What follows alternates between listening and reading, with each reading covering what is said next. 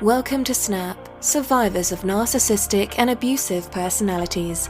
This educational recovery podcast is presented by Claremont Mental Health and Mandy Friedman, licensed professional clinical counselor. This presentation contains vital information for survivors of abuse. Topics include the spectrum of abusive personalities, targets of abuse, abusive relationships, and survivors in recovery. We hope this information helps you gain solid footing and clarity as you navigate your road to recovery.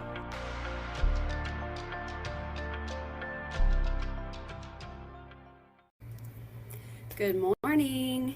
Good morning, survivors of narcissistic and abusive personalities. We're back from Thanksgiving holiday, Thanksgiving weekend, and things are about to get super hectic with the rest of the year coming up. You got Christmas, Hanukkah.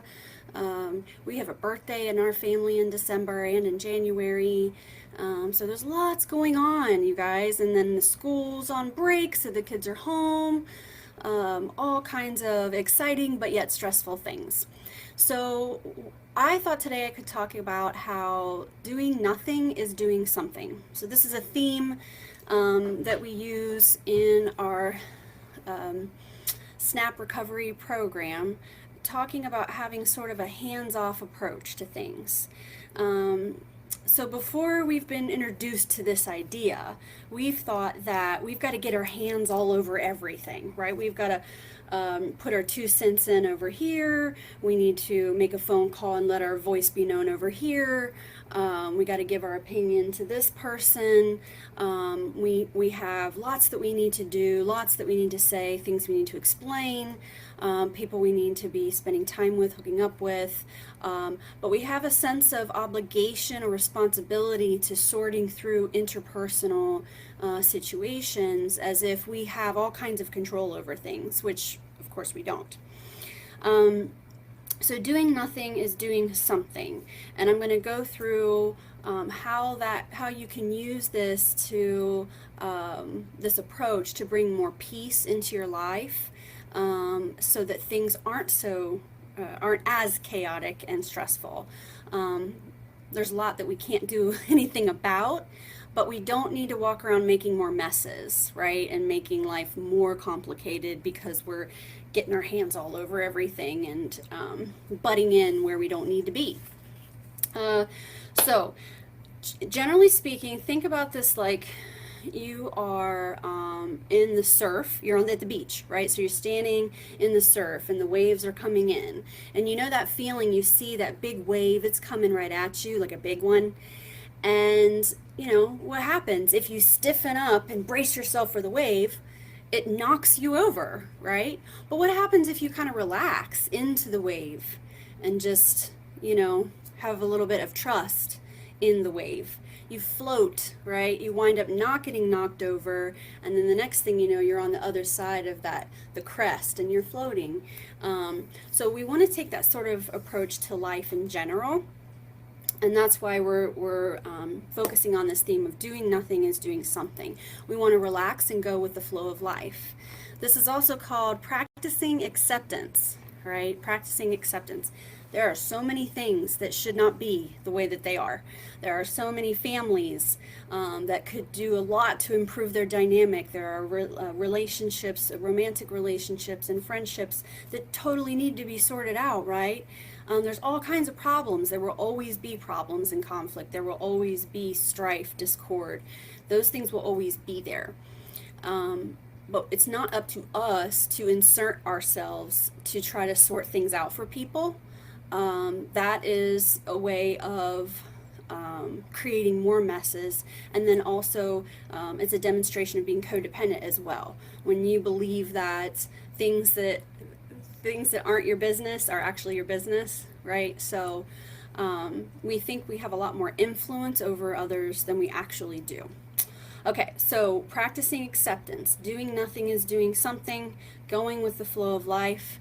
Another way to look at it is, and this is a very Buddhist sort of philosophy, is that if you're looking at like a pool of water, if it's windy and choppy, with lots of activity, you can't see anything under the surface. But then when it's calm, you see a lot, right? So you're trying to establish this in a way in your life through eliminating conflict, drama, chaos, upheaval, and dysfunction. And then that gives you a better view of things, and you can see things more clearly because it's not muddled with drama. Okay, so I just want to be clear about when I say doing nothing is doing something. I'm not talking about being irresponsible, and I'm not talking about avoiding self-care. I'm not talking about not working on your issues. So when I say doing nothing, I don't mean being avoidant, right? I'm talking about adopting a new way of handling things that's different from how we used to do. So this is specific to navigating toxic, manipulative people or high drama interpersonal situations. Again, not about avoiding self-care or avoiding being a responsible person or handling like the functional stuff of life. We still got to face those things. We still got to face the tough stuff when it comes to functioning, right? But we want to take a more hands-off approach to interpersonal conflict, and we're going to let the chips fall where they may. And things tend to sort of work themselves out without us. So let me give you sort of an example. And, perhaps, you've heard of an issue going on between two other people in your family that you care about.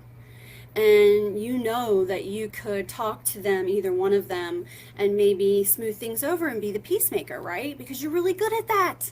That's what we're really good at, empathic survivors of abuse. We like to be peacemakers and fixers and caretakers. So, yeah, you probably could do something like that. I mean, it might work out. But now what you've done is you've inserted yourself into a situation which then you're going to have to keep up with, and then you're now on a roller coaster with them. You're already on your own roller coaster. You don't need to get on to other people's roller coasters, right? So when you see that something is happening like that, even if it affects you in small ways, it's still okay to take a hands-off approach and to not insert yourself into it. Okay, and another version of doing nothing is doing something is when we stop explaining ourselves all the time to everyone. Again, it's the theme of, like holding back before acting or revealing too much or communicating too much. That's what we're focusing on. So when we over-explain all the time, that's inviting someone to insert themselves into our decision-making, right? Well, I did this because, and then we have to because, and then we had this other thing and that's why, and so that's why I'm going to be able to do the thing that you asked me to do, well, then they're going to say, well, why didn't you try this and why didn't you try that? Well, I did try that, but it didn't work out, and so we did this. Well, it worked for me. I'm not sure why it doesn't work for you. Okay, this is not meant to be a conversation, right? You were just delivering information, which was, I'm not going to be able to do this, or this doesn't work for me. When you start explaining, you're inviting the person into a dialogue when you didn't want to have a dialogue. So again, doing nothing is doing something. We deliver the information, and then hands off. We don't need to do any more than that. Another thing is we need to take more time before we respond to things. So we want to sit on stuff a little bit longer, like texts or emails, or if someone's calling you that you don't want to talk to, you don't have to answer. You can wait and call back later when you're feeling better.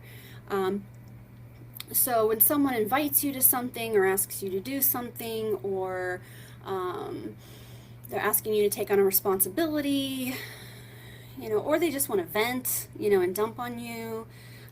Just slow up, take your time. You don't need to respond right away. Hold off. And sometimes you wind up not having to respond at all. They figure it out, and then they text you in a little while, oh, never mind. I figured it out. We worked it out. You didn't have to do a single solitary thing. And amazingly, it worked itself out without you. And so that's the next thing on my list, is that things tend to work themselves out without you when it comes to the interpersonal dramas and conflicts. If you just stand back and let it happen, life goes on, right? Life goes on. And so you want to take a stance of a scientific observer who is not emotionally involved. So you're observing people's patterns, their behaviors, and you're not judging, by the way.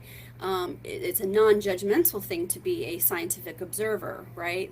We're looking for things to be objective. And so we're not emotionally involved and we're not judging.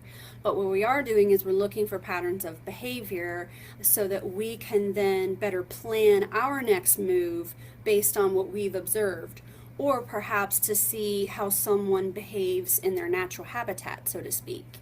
Often, I'll mention to clients when they're first dating after having been in an abusive relationship with an alcoholic, that maybe you don't let the person know that drinking is a problem for you right away, and just see how they drink. See how they drink naturally, without you already saying, well, I don't want to be with someone that is a heavy drinker. Oh, I just drink socially. I don't really drink that much. So then the first, 5 or 6 months of you dating, the person is holding back on drinking because you've made a big deal about it and you've influenced them, and now they're trying to change their natural way, which is disingenuous, right? But a lot of people want to be their best self, when they're first dating, and at the beginning of a dating relationship, it's like putting your best face on. But I'd rather just see how someone naturally is. So you want to be a scientific observer of life and just sort of stand back and watch, and then you can be more strategic and calculating in terms of what you truly need to be involved in, and what truly needs to be addressed, right? We don't need to address major issues with people that aren't a big part of our life, or some guy you just went out on a few dates with. There's no reason to become involved other than, let's see if we hit it off. We don't need to already be telling the person how they need to change for us. Okay, so then let's see. Sitting in your own body, and sitting in your own mind, and examining yourself in a non-judgmental way. I know a lot of people that have a hard time just sitting in the quiet, sitting in the nothingness. I used to have that problem as well. I'd go to yoga class, and like the beginning part where you're doing the meditation, like the stuff, couldn't stand it. Wanted to just run out screaming and just jump out of my skin. Let's get to the exercise here, instead of seeing it as a spiritual practice. I wasn't ready to sit in my own body and to sit in my own mind. But through practice over time, now I enjoy that because it's a better place to be now, right? Because I've cleaned things up here, and that's what we're working on. So you want to, give yourself opportunities to sit and do nothing, and then observe yourself doing nothing. How does it feel? Do you feel anxious? Do you feel like you're being lazy? Do you feel like you're abandoning people? Do you feel like people are going to judge you because you've chosen to be more hands-off? How does it feel when you're sitting there? And as those problematic thoughts come up, if there are some, or problematic thought patterns, write them down. Start journaling right then and there. Gosh, when I sit in my own body and I sit in my own thoughts with nothing else, here's the patterns that go on. I'm thinking about how I woulda, coulda, shoulda. I'm thinking about that one time that I did something bad that I just feel horrible about still. I'm thinking about how if I don't get my shit together, life's gonna suck. So I'm worried about the future now and making sure that I get everything right. What kinds of thoughts are you having when you're sitting in the quiet, sitting in your own mind and in your own body? And then also, what does your body feel like? Is your heart pounding? Do you feel your muscles are all tense? I know that people who, including myself, have had experiences with trauma, we tend to sort of tense our body up a lot of times, and we have issues with that sort of thing, and chronic pain as a result. So, what does it feel like when you're doing nothing? Sometimes it feels like you're doing something wrong. Sometimes it feels like things are going to spin out of control because we're not there, controlling and putting our hands all over everything, that, the universe is just going to spin away. And it doesn't. It truly doesn't. Things work themselves out. You weren't required to solve the issue. Other people solved it without you. So let me make sure that I have let's see, not making, oh yeah.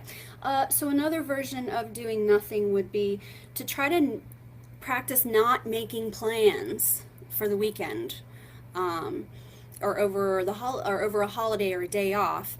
Try to do nothing and see what that feels like. Don't plan things. Just have a wide open weekend with nothing on the schedule, and experience that. Well, that's kind of cool, right? Or do you try that and you think, oh, I'm wasting time, I should be doing this, I should be doing that? Okay, maybe that's your response to doing nothing. But that teaches us something by allowing ourselves to be in that moment and then observing ourselves. Now we know, crap, I'm not really comfortable in my own mind. I'm not really comfortable in my own body. I just want to jump out of my skin. What's going on here? Because that's something we carry with us everywhere we go, and it can be causing issues in other places. But the noise of life and getting your hands on everything and getting involved and being a part of this drama, being a part of that drama, all of those things is just noise, right? Remember the murky, choppy water? You can't see shit, right? So the calm and the peace is where we can see more clearly. So we want to try to cultivate that in our lifestyle, and in our interpersonal situations, in order that we can have a clearer view and a better perspective of things. So doing nothing is doing something, y'all. Doing nothing is doing something, and we're going to practice acceptance. This is a really great book, Radical Acceptance by Tara Brach. She has all kinds of YouTube stuff and podcasts, I believe. Really great book. But this is really what we're doing here, is we're just practicing acceptance, and that things will happen as they happen, with or without us, and that it's okay to take a hands-off approach. Anyhow, welcome back from the holiday. I'll see you guys next Wednesday about the same time. I wonder what we should talk about. Any ideas? Let me know. Write a comment, make a suggestion. I'm open to whatever. All right, have a good day. Bye. If you like this podcast, subscribe and leave us a review. Find Mandy Friedman, LPCC, CCDVC on YouTube and Facebook. Join the SNAP Survivors of Narcissistic and Abusive Personalities Facebook group and follow us on Instagram @theofficialsnap. Thanks for listening.